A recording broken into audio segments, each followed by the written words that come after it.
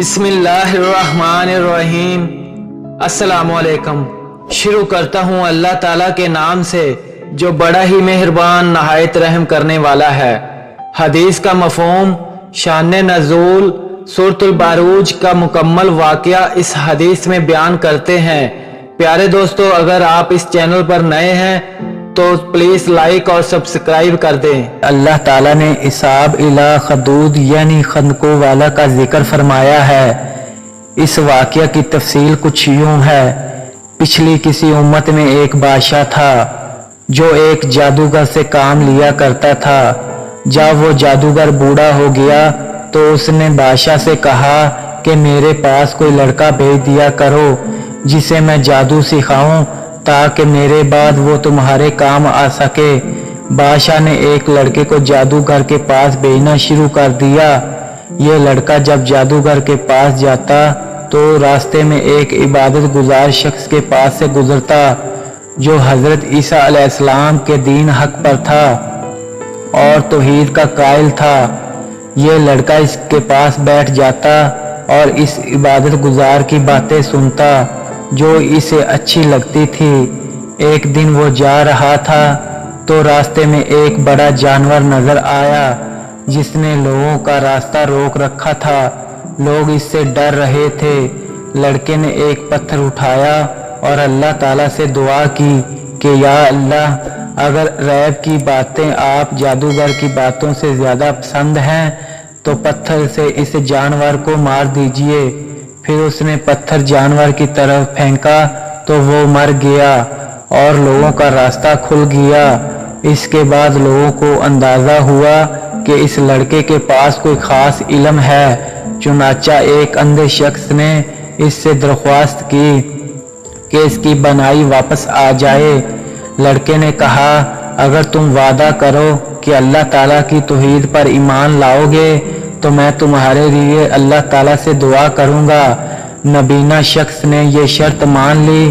لڑکے نے دعا کی تو اللہ تعالیٰ نے اندھے شخص کی بنائی لوٹا دی اور وہ توحید پر ایمان لے آیا۔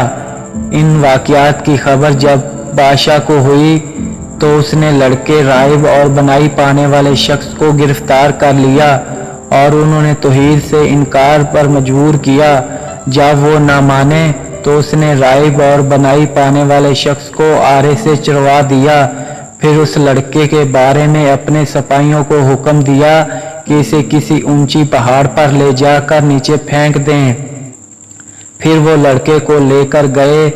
اس نے اللہ تعالیٰ سے دعا کی۔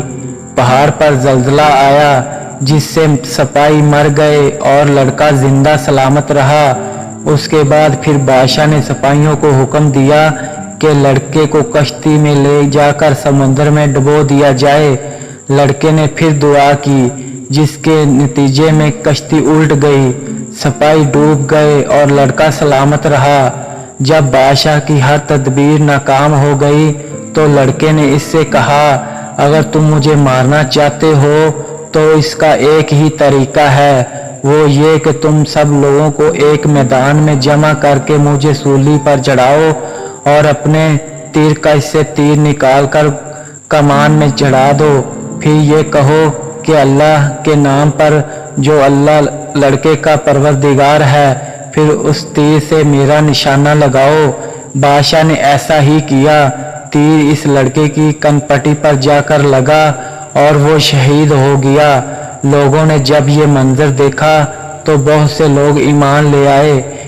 اس پر بادشاہ نے ان کو سزا دینے کے لیے سڑکوں کے کناروں پر خندقیں کھدوا کر ان میں آگ بھڑکائی اور حکم دیا کہ کوئی توحید کے دین کو نہ چھوڑے، اسے ان خندقوں میں ڈال دیا جائے۔